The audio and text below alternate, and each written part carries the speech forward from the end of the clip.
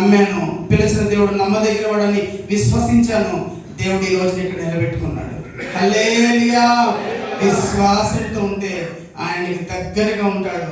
దగ్గరగా ఉన్న దేవుడు నిన్ను సిగ్గుపడనీయకుండా, నిన్ను అవమానించబడకుండా, నీ పాపాన్ని క్షమించి నిన్ను తీర్పులోనికి తేక నీతిమంతులు చేసి నీ ప్రార్థన బలంగా మార్చి నీ కుటుంబాన్ని, మన సంఘాల్ని దేవుడు దీవించేవాడై ఉన్నాడు. కాబట్టి విశ్వాసం ద్వారా ఆయనకి దగ్గరగా ఉన్నాం. ఆయన ఇచ్చే ఆశీర్వాదాలు పొందుకున్నాం. దేవుడి మాటలు దీవించును గాక. ఆమేన్.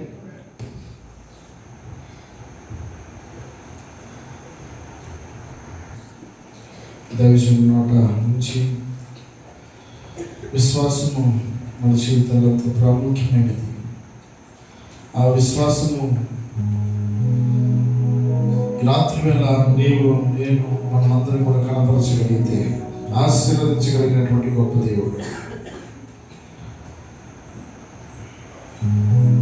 రాత్రి వేళ దేవుడు ఇచ్చినటువంటి గొప్ప సందేశాలు సురేష్ గారు అలాగే నెహమయ్య గారి ద్వారా మనకు వినపడినటువంటి ఈ గొప్ప మాటలు మన విశ్వాస జీవితంలో సంఘంలో ఉన్నటువంటి మనలో క్షేమాభివృద్ధి వైపు నడిపించటకు దేవుడు మనకు అనుగ్రహించినటువంటి గొప్ప మాటలు మన జీవితాల్లో ఆశీర్వాదకరంగా ఉన్నట్లుగా చిన్న ప్రార్థన చేసుకుందాం.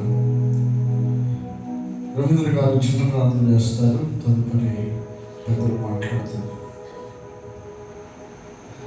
స్తోత్రం.